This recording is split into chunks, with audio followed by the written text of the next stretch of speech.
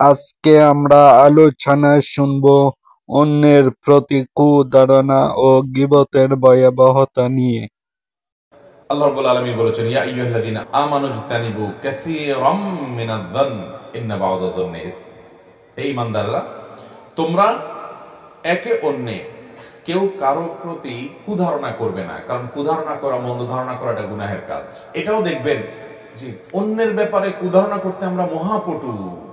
একজন মুসলমান অন্য মুসলমানের 10টা দিক দেখছে দোষের, তারপরও সে চিন্তা করবে হয়তো আমি ভুল দেখছি, হয়তো আমি যা দেখছি বাস্তবতা তার ভিন্ন কিছু, হয়তো তার কোনো ওজর আছে।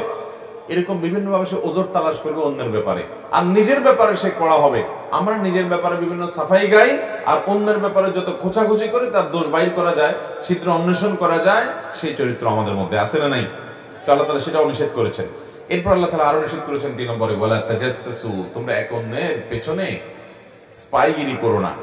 স্পাইগিরি করো না, তোমরা একে অন্যের সাথে গোয়েন্দাগিরি করো না।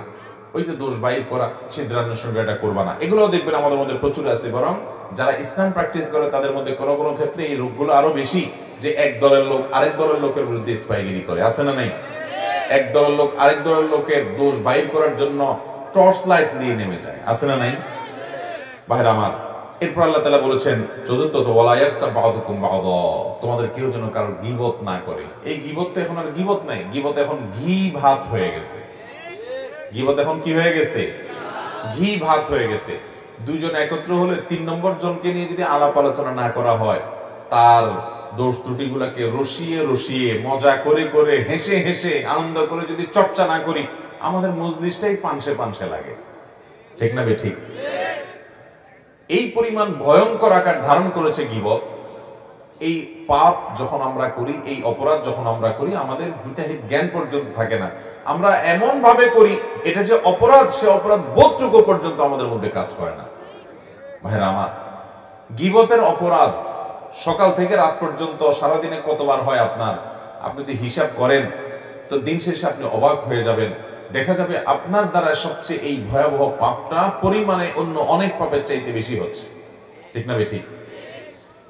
আপনি যদি কোনো গীবত না করেন, দুজন তৃতীয় কাউকে নিয়ে সমালোচনা করছেন, ওখানে বসে আপনি রসিয়ে রসিয়ে সে মজা শুনছেন। ওয়াজ মাহফিলের মধ্যে বসে আজকাল অনেক গীবত হয়, হয় কি হয় না? ব্যক্তির ব্যক্তিগত বিষয়গুলো নিয়ে চর্চা করা, খোঁচাখুচি করা, দ্বীনদার ভাইদের ভিতরে ইসলাম প্র্যাকটিস করে সেই ভাইদের মধ্যে রোগগুলো ব্যাপক আকার ধারণ করেছে। এগুলো বাধা দেওয়ার মতো লোক পাওয়া যায় না। আমার মাদ্রাসার ছাত্র জীবনে এক ভাইয়ের কথা মনে পড়ে। এই কুমিল্লার মানুষ উনি ছিলেন, আব্দুল কাইয়ুম ভাই। কোথায় আছেন জানি না। সেই ছাত্র জীবনে হাটাজারিতে যখন পড়ি তখন ছিলেন। আমার মনে আছে যে আমরা কখনো যদি কারোর বিষয়ে কোনো সমালোচনা করছি, সাথে সাথে আব্দুল কাইয়ুম ভাই বলতেন, ভাই হয় থামান আলোচনা, না আমি এখান থেকে চলে যাব, কারণ আমি গুনাহ করব না। গীবত করা যেমন গুনাহ, গীবত শোনাটাও আমি শুনবো না। এরকম মুত্তাকি পরহেজগারের সংখ্যা আমাদের সমাজে অনেক কম। এই হিম্মত আমাদেরকে করতে হবে যে আমি গীবত করবো না, গীবত শুনবো না। অনেকে গীবত করার সময় শয়তান তাকে একটা যুক্তি তুলে দেয়। দেখবেন আপনি যদি বলেন যে ভাই এটা তো গীবত হয়ে যাচ্ছে, থাক আমরা এটা না করি, এটা যদি বলেন, তো সাথে সাথে দেখবেন শয়তান ওই লোকটার কাছে একটা লজিক ধরায় দেয়, একটা যুক্তি ধরায় দেয়। কি? শয়তান বলে যে তুমি যেটা বলতেছো এটা তো সত্য কথা বলতেছো। বলে যে আরে ভাই আমি যা বলছি সত্য বলতে, আমি তার সামনেও বলতে পারবো। তো সামনে যদি বলতে পারো, তুমি সামনেই বলো, পিছনে আর বলবা না। ইসলাম চায় মানুষের সামনে দোষটা বলো আর পেছনে গুণটা বলো। সামনে গুণ বললে সে পাম্পট্টি পেয়ে ভুলে যাবে, অহংকারী হয়ে যাবে। এই জন্য গুণটা বাহিরে বলো, অন্যজনের কাছে বলো, সে তার প্রতি ভালো ধারণা করবে, সামাজিক সম্প্রীতি তৈরি হবে। আর দোষগুলা পেছনে বললে অন্যরা তার প্রতি কুধারণা করবে, খারাপ ধারণা করবে, সম্পর্ক নষ্ট হবে, সামাজিক সম্প্রীতি বিনষ্ট হবে। বরং দোষের কথাটা ওই লোকটার সামনে বললে সে নিজে সংশোধন হয়ে ভালো মানুষ হতে পারবে। এই জন্য ইসলাম বলে সামনে মানুষের দোষের কথাটাকে সুন্দরভাবে, খুব বিনয়ের সাথে এমনভাবে উপস্থাপন করো যাতে তিনি রাগ না হন, তার ভুলটা তিনি বুঝতে পারেন। সেইভাবে তুমি চমৎকারভাবে তার সংশোধন করো। সামনে দোষটা সামনে বলো আর গুণটা পেছনে বলো। সামনে গুণ বলবা না, সামনে গুণ বললে সে অহংকারী হয়ে যাবে। মুখের সামনে যে প্রশংসা করে, নবী সাল্লাল্লাহু আলাইহি ওয়াসাল্লাম বলেছেন তার মুখের উপরে মাটি মারো, কারণ সে তোমাকে অহংকারী করে দিচ্ছে। প্রশংসা করলে সে পেছনে করবে, আর দোষটা সুন্দর করে বিনয়ের সাথে সামনে বলবে।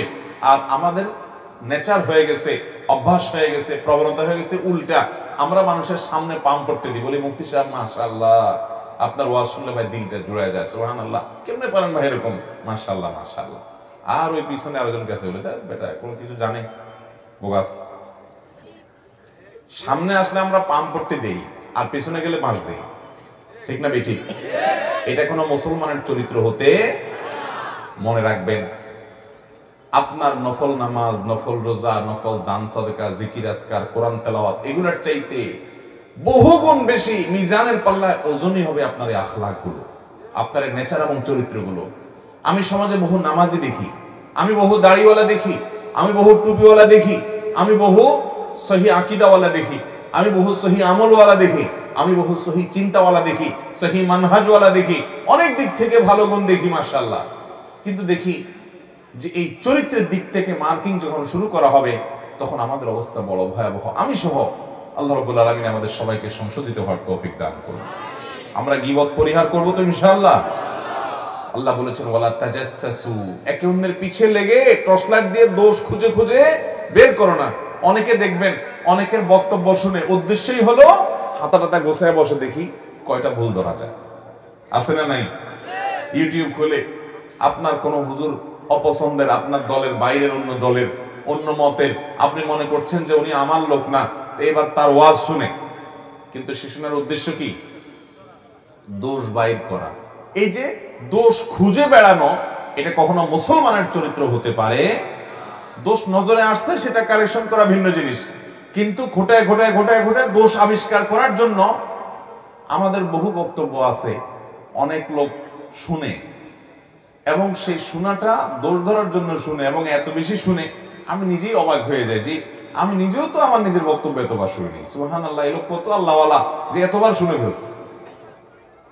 আল্লাহ তাআলা আমাদের ইসলাহ হওয়ার তৌফিক দান করুন।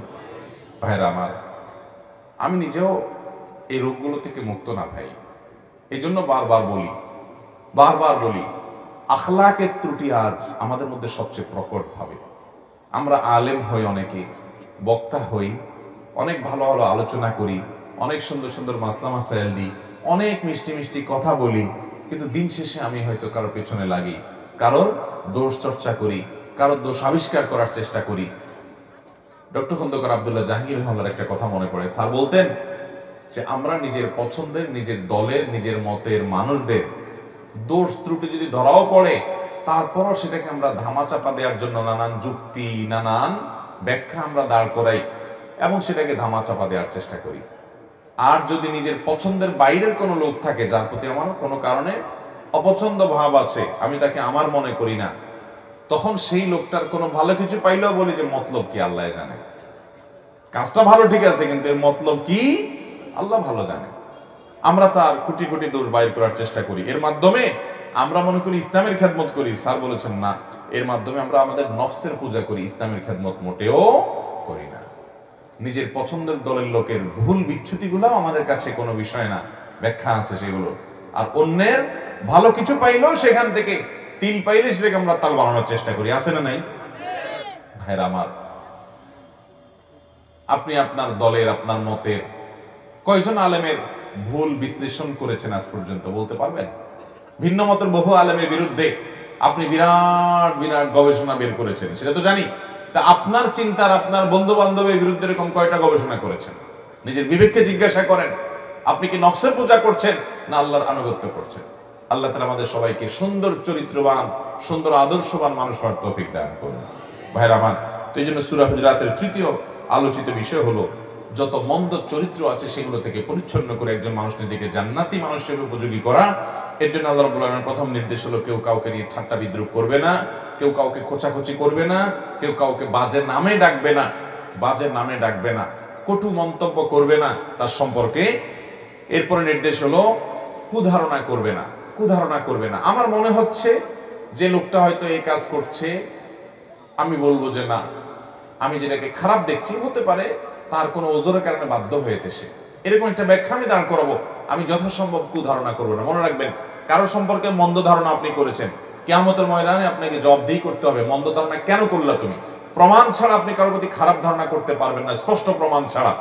আর যদি ভালো ধারণা করেন, স্পষ্ট প্রমাণ নাও থাকে, আল্লাহর কাছে আপনি সওয়াব পাবেন ইনশাআল্লাহ। ওই যে একটা ঘটনা শুনছেন না, যে এক পুকুরে দুই প্রান্তে দুইজন, রাত 3টা বাজে, দুই পাশে দুইটা পুকুরের ঘাট আছে, দুজন হাত পা ধরছে। এর মধ্যে একজন মাত্র কারোর ঘরে শীত কেটে চুরি করে আসছে। আগের যুগে শীত কেটে চুরি হইতো না, ওই যে মাটির ঘর, নিচে গর্ত করে ঢুকে তারপরে ঘর থেকে চুরিদারি করতো। এই শীত কেটে চুরি করতে গিয়ে মাটিটারি গায়ে লাগছে, এই জন্য সে পুকুরের ঘাটে এসে ওগুলো ধুইতেছে। তো সে ধুইতে আসি চিন্তা করতেছে, পুকুরের আরেক পাশে দেখি আরেকজনও এরকম হাত পা ধুচ্ছে দেখা যাচ্ছে, তাহলে এই এলাকাতে চোর মনে আমি একলা না আরেকটা আছে। আমি তো মনে হচ্ছে আমি একলাই খাই, দেখা যাচ্ছে আরেকটা আছে আমার জাতি ভাই। অপর প্রান্তে যিনি হাত পা ধুচ্ছিলেন, ওই আল্লাহর বান্দা উঠছে তাহাজ্জুদের জন্য ওযু করতে। তখন সে তাহাজ্জুদের ওযু করতে করতে চিন্তা করতেছে, সুবহানাল্লাহ, আমি তো মনে করছি আমি একলাই তাহাজ্জুদ পড়ি, মাশাআল্লাহ আরেক ভাই তাহাজ্জুদের জন্য উঠছে, সুবহানাল্লাহ। এটারে বলে যার ভিতরে যা ফাল দিয়ে ওঠে তা। নিজে যেরকম আরেকজনকে নিয়ে ভাবেও মানুষ সেরকম। ভাইরা আমার, এই জন্য মানুষ সম্পর্কে ইতিবাচক এবং সুন্দর চিন্তা সুধারণা করবো ইনশাআল্লাহ। মন্দ ধারণা করব, মন্দ ধারণা করা গুনাহ। ইয়াকুম আয-যান্না ফাইন্নায যান্না আকযাবুল হাদিস। নবীজি বলেছেন, তোমরা কারোর প্রতি কুধারণা করবে না, কারণ সবচেয়ে বড় মিথ্যা কথা হলো মানুষের প্রতি কুধারণা করা। আল্লাহ আমাদেরকে বেঁচে থাকার তৌফিক দান করুন।